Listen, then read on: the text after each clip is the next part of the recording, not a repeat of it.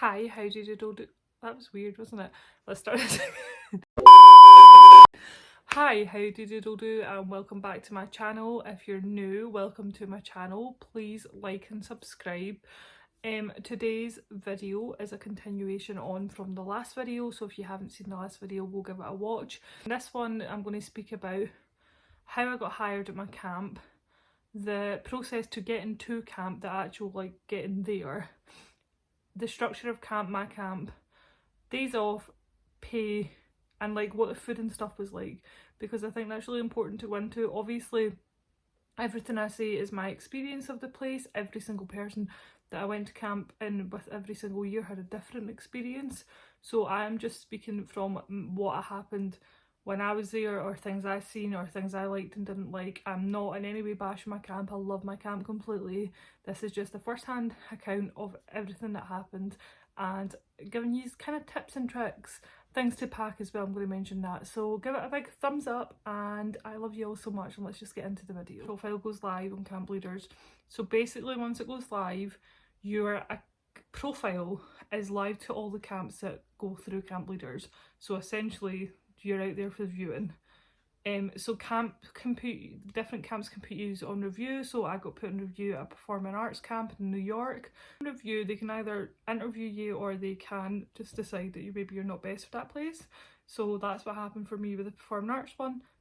I then I was coming closer, it was April, and I was getting really worried because I thought, oh, am I going to get placed anywhere? And I then got an email from the camp director, I think his position is, and he was asking me if I wanted to do an interview and gave me Skype details, and we the very next week had an interview, explained the job to me, and then he hired me on the spot. So that is the process and how I got hired for camp. You're hired, it still goes through Camp Leaders. You then have to pay your insurance, and then you kind of get given your flights. So you get told, because obviously camp needs you there by a certain point, so we always did, my camp did a week's training before campers arrived. So we then got given a date to fly, and then your flights then. So I flew via an airport. So my first year I flew via New York, stopped at New York, did all my checks in New York, security, did my visa check. They can ask you questions about camp, and as long as you have proof that your address, proof that you're there to work, you're relatively fine, everything's fine. Go through, and then I had my next stop was Minnesota. When I got to Minnesota, I met other people on the plane. We met my camp director, or someone like a supervisor in the airport. They were picking us all up, and then we got taken straight to camp. My first week at camp was terrifying, I'm not going to lie to you. It is the scariest thing I'll ever do, and this is not me trying to talk you out yet, because it was the scariest but best thing I've ever done in my entire life. My camp, you're there for a week, you're interacting. So we had cabin counsellors, which I was my first year. We had activity counsellors, which did things like lifeguarding. There was lifeguarding, recreational, there was creative. So we kind of mixed with them, where you form your first kind of friendships. That's where I've met people that I was really close to with. You get training on how to de-escalate behaviours. We got, because obviously I was at a disability camp, and that meant that sometimes behaviours would happen. So we got training on how to deal with behaviours, we got training on how to get ourselves out of behaviours, de-escalation. We got moving and handling training. We got medic training, kind of. It wasn't first aid as such, but it was kind of like that, what to do in emergency. We got training for storms. We got training for in case a camper goes missing. It was a very, very intense week, and even at the end of it, you still didn't feel like you were ready. And I want you to know that's so normal, because every year I was there, I still didn't feel ready, even though I knew the job. The first week, I liked the first week because it gave me a push into, I had to make friends. My phone actually broke in my first few days there, just randomly stopped working, and Becca came to camp and she had a spare phone, and that's how we bonded. I bonded with Megan and stuff over music.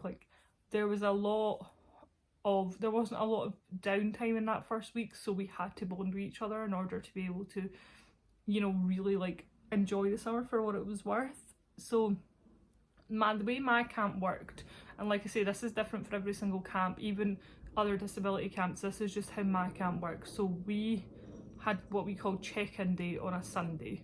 So on a Sunday we had a big meeting. The very first week we had a big meeting in the hall, so that had all the counsellors, all the nurses, everybody that was working on camp that week. We all joined in the hall. Our camp director and our supervisors and like their supervisors would be there, and they would talk us through the week, what we were expecting. They would talk about what campers were there. They would just fill you in on everything that was kind of happening throughout the week.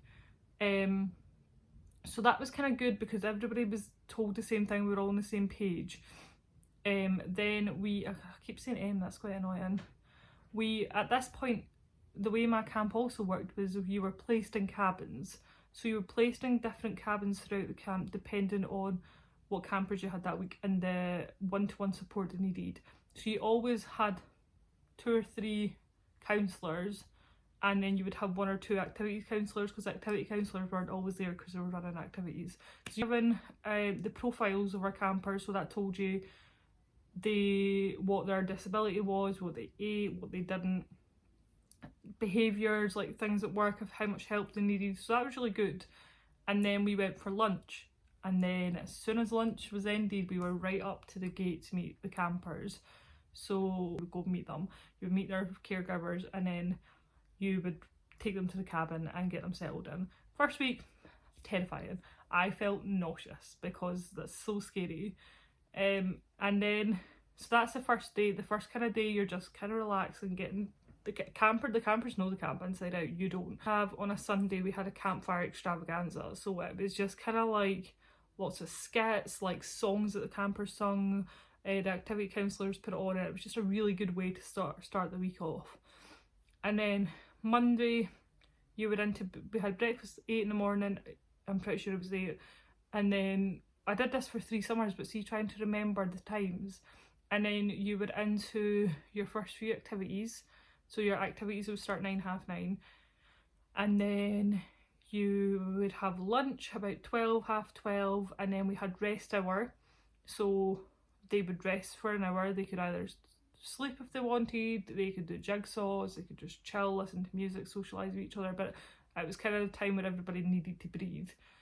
And then we would have a few more activities until dinner at 5:30, I believe, and then they would have a bit of time, and then we would have evening activity. How Monday, Tuesday went, it was the same structure. And then Wednesday was the same structure right the way up until lunchtime, and then after lunchtime we had the water carnival, which was a water fight. So you were being paid to have a water fight, which was, I remember the very first time I ever had it, it was amazing. But it was super important for the counsellors not to forget that this is for the campers. So yes, you're having fun, but you're there for the campers. Thursday, the morning was pretty much the same, and then on the evening activity we had the dance. So it was really cute, like our campers would get dressed up, would have face paint on, you would go, like some cabins did like themes, and you would go, and some weeks we had a DJ, other weeks we didn't, and we would just dance the night away. Thursday was also paperwork night, so the lead counsellors, you had a lead counsellor or 2 lead counsellors in every cabin, mostly just 1. And they would do paperwork, so that could be like accident forms, behaviours, incidents, anything that had happened throughout the week that needed paperwork. They would then go to the lodge, we called it, where all the supervisors and stuff were. They would sit and do paperwork, have that all checked away, and then they would come back. And an evening routine really depended on your campers. It really depended on, if you had a really easy cabin, you could be sat chilling at 9, half 9, like, and you kind of worked it out in your cabin, like who was getting to go away and like go to the dining room or see their friends and stuff like that. So you did have a bit of free time, but you had to be very aware that you had to be back by a certain time and that people were sleeping in your cabin. And then Friday was normal morning activities, and then they had lunch, and then they had the talent show, and throughout the talent show was checkout. So that's when their caregivers would come. throughout the week, then when you had the campers, we did a thing called on call. Again, it's different in every camp. This is just how my camp did it, where each counsellor each night took time to be on call. So on call meant that you were in the living room. You could sleep, but you had campers that you had to do checks on, but you were essentially in charge of the campers that night. So usually the really thumb was that the lead counsellor would do on call the first night. And top tip, if you ever go to my camp, so it was True Friends in Minnesota and it was Camp Friendship, if you ever go to my camp, my tip is always get the thingy away, what was I just talking about? On call out the way as quick as possible, because towards the end of the week it's like full moons every night, like it's harder. And then on the Friday we had the checkout, and then we had one big meeting to kind of summarise the week. You got told what cabins you were in for the next game week, and then you were off Friday night into Saturday. You were off all day Saturday, and you were off Sunday morning, as long as you were back by the meeting time. The structure of my camp. So it was intense. You were needed obviously 24/7, regardless of whether you were there or not, whether you were on call or not. Also, I will mention that throughout that time you requested, we called it a meeting because we never wanted to say our campers were going on a break, but essentially the way my camp did it was you got 8 hours off in a block. So you could either pick if you wanted it, say like Tuesday AM or Wednesday PM, and you didn't always get the one that you wanted, but they tried to work it so you did. So I always preferred Wednesday PM because I feel like the PM ones were good because they were always in bed by the time that your PM one was finished, so you kind of had the night off anyway, whereas the AM ones you were back by rest hour. So 8 hours off so you could do whatever you wanted. Obviously you kind of had to not lay low, but you didn't want to be in front of your campers if they thought you were at a meeting. A lot of the campers kind of knew, so if you were on morning, a lot of people would sleep, or people would catch up with their washing, or they would, if someone they were friends with had a car, they would go out and do something for the day. It just really depended on how you were feeling that week. Food was a hit or a miss. Like, God bless the kitchen, they tried, and they were cooking for a lot of people with a lot of allergies, a lot of different kind of things that was happening. So the way our camp worked was you went up and you got the food for the table that was for the campers and stuff like that. Usually could be for the staff as well, or you fed your campers because they were priority, and then you would go up and get your food. So sometimes you got your food and it was freezing, other times there wasn't any left. That was a problem for a while. I'm not a fussy eater, so I didn't really have too much an issue with the food, but I know a lot of people that really struggled with the food and couldn't eat a lot of it. Just always suggest, as soon as you get to America, going to Walmart and start stacking up on sweets and like candy and whatever else, because it is so important that you are eating and you have sugar in you, especially if you're at a camp like mine. So we had things like Oreos, or we would eat them, or we would have snacks. But if you're just sitting about and not really doing anything, you will put on the weight, so be prepared. I didn't actually put on that much weight at camp. I don't even think I put on any, because my camp was so demanding in terms of like energy and exercise and stuff like that. I always have like a snack, a variety of snacks, because you will get bored of camp food very quick, and you will get bored of the structure, and it is kind of the same routine. Like, we would have pancakes one day and waffles in it the other day, and it does get a bit like the same kind of food. Washer and dryers in our camp, but let me tell you, I lost so much clothes went missing, things got lost. It just was a bit chaotic. So my also top tip is, do not take belongings that you are worried will get broke, will get lost, or you'll never see again, because you just don't know. You're in a camp with however many people, so many people are doing their washing. Like, what do you expect is going to happen? Do not bring designer stuff, especially to a camp like mine. You are going to be muddy, you are going to be disgusting. It will be a miracle, and I'm not exaggerating, if you even shower once in a week. And that sounds vile, and hygiene is so important at camp, but if you can get 2 hours of sleep more than just having a shower, you're going to get the 2 hours of sleep. After training's done, nobody cares what you look like. Literally, you will be giving people high fives if they've had a shower. Like, no one cares. Camp, there wasn't like a dress code as such, but you weren't allowed to wear like crop tops, or you weren't allowed to wear really, really short shorts. You weren't allowed to wear open toe shoes, because if you're pushing wheelchairs, well, you weren't allowed to wear open toe shoes, that's a lie, I'm lying to you.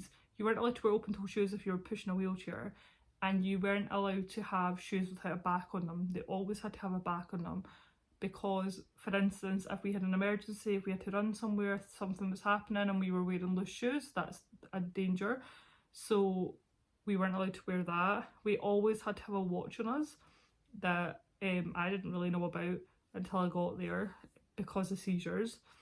We got given bedding when we got there, and I actually, my 3rd year, I fell in love with this blanket because it's got cats on it, and I had this the whole summer, and when I was leaving I knew it was my last summer, and I was like, no, I want to bring something home, so I brought this home in my suitcase. I got rid of my stuff. Don't overpack. Do not overpack. You will find yourself buying more stuff when you're there. Like, just bring the necessities, bring some nice stuff that if you're going travelling after, or if you want to wear on a Saturday or that. But even when campers weren't there, we weren't allowed to wear like skimpy stuff.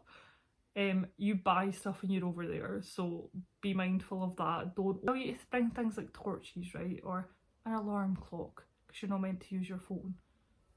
You don't need them. People, you're allowed to use your phone, guys. Like, you are allowed to use your phone, obviously not like sitting on it, but you're allowed to use it for alarms and stuff like that. Remember the different plugs, because that's really important.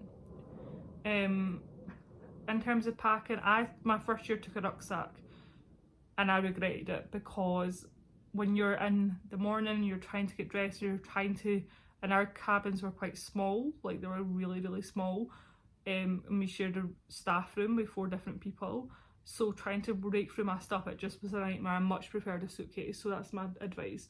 You get paid when you're over there, so for me, because I worked at a disability camp, you get a bit more, so we got $200 every 2 weeks, which wasn't bad, because obviously our food was paid for, we had housing, like everything we needed was on camp. But if you wanted to go on like a trip, like they put on trips for us every Saturday if we wanted to go, that took some money out your wages. They called it a canteen, which really confused me, but it was a shop, like a gift shop, and it was so dangerous, because you would just go and be like, oh, can I get like a cola and like sweets, just take it off my wages, or like I'll buy this jumper, just take it off my wages, and then you would get your wages and you'd be like so it wasn't bad.